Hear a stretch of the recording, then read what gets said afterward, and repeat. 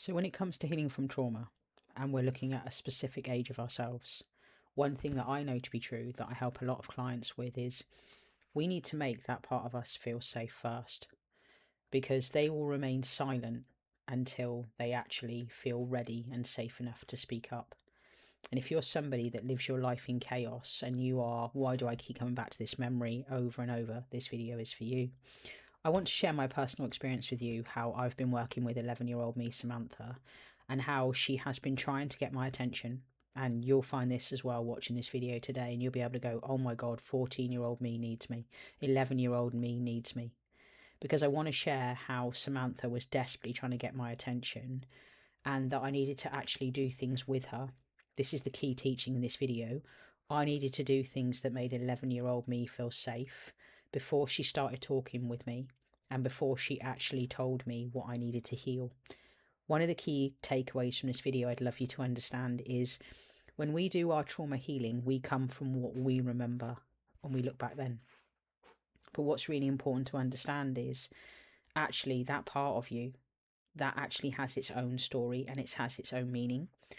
And one of the things that's been very true for myself is that we don't always need to remember what happened to us in order to heal back at that moment in time.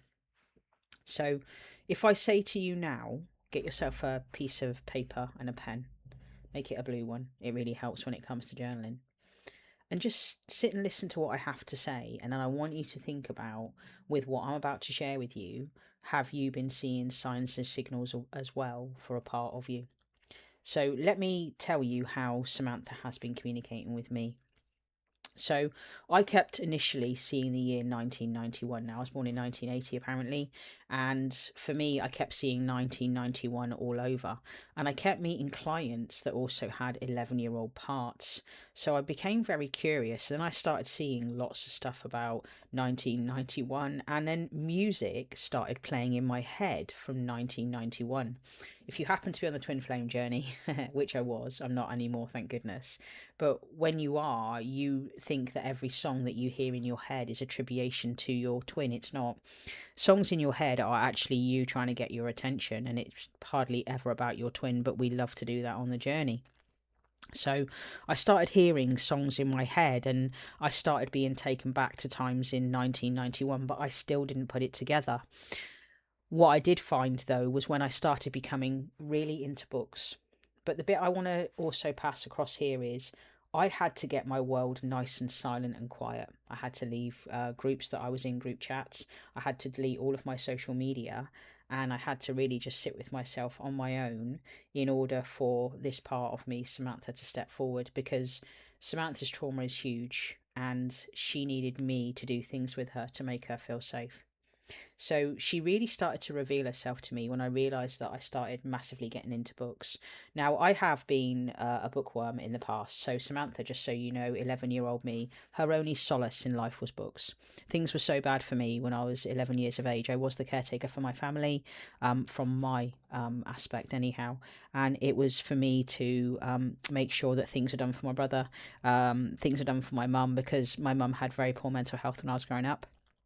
Mum used to play games with me, and my mum used to be quite cruel at times as well. But for want of a better word, 11-year-old Samantha, her solace was books. And I really noticed there was a turning point because I started doing this. How can I get free books?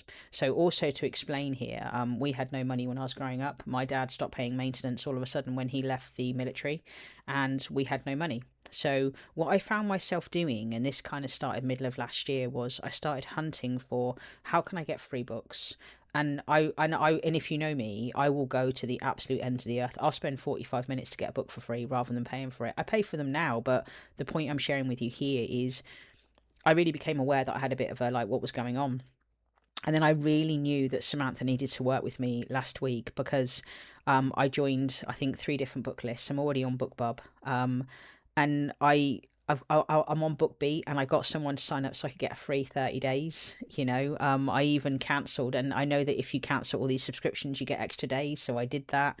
I also contacted a library and got back in touch with the library, so I was able to use the library books, for example. So what I found was that because I wasn't being very aware, and how many of you can sit here and go, "Oh my God, Kel, you're making some sense here," but because I was ignoring that there was work to do for 11-year-old me, what I found was the synchronicities and the stuff started getting louder and louder and louder until Samantha made it very, very obvious that I needed to work with her.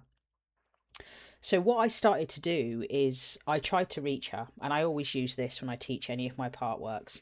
Is there any part of me, known or unknown, that wishes to step forward, that wishes to work with me? And what I did for my little own flair here was, is there any part of me, known or unknown, that is around the age of 11 or understands what the year 1991 means? And I could kind of see this part. And but she wouldn't talk to me, she wouldn't step forward, and I know from my own teachings that I share on my videos here that I needed to make her feel safe. Now when we talk about making our inner child feel safe, that's consistency, so that's what I started doing with Samantha. And I also had a dream where my twin came to me and she said to me I needed to work with Samantha, and I was like, what does that mean? I didn't know that she meant my part. And just for clarity there, my twin probably doesn't even know the 3D twin that I have, my catalyst, the person who woke me up to my journey. She just was in my dream and she just said you need to work with a part of you called Samantha. But she wouldn't have known that as 3D her, let's be honest, okay? But what I did was I really started going, okay, how am I going to make 11-year-old me feel safe? And I knew it's to do with the books. So what I did was I started reading a ton of books. But when I was doing my books, and this is what my inner child reset teaches you, I do activities with her. Okay, so when I was reading, I read 360 pages of a book last Friday, for example. I literally imagined that Samantha was sitting by me, because when I was 11, and like I say, when I wasn't being a caretaker, I always had my nose in a book. And my mum used to have a go at me, like, get your nose out of a book. You've always got your nose in a book, you. So by me doing that activity with her of reading, can you see that I'm actually making her feel safe? And all I would do is I would just be like, I'm just going to read, and I would say this: is there any part of me, known or unknown, specifically the part of me that is in relation to 1991, that wishes to sit and read with me?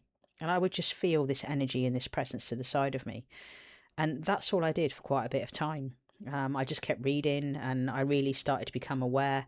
And I also, one of the other things that really helped me was I actively started to listen to music on a playlist on Amazon Music from the year of 1991.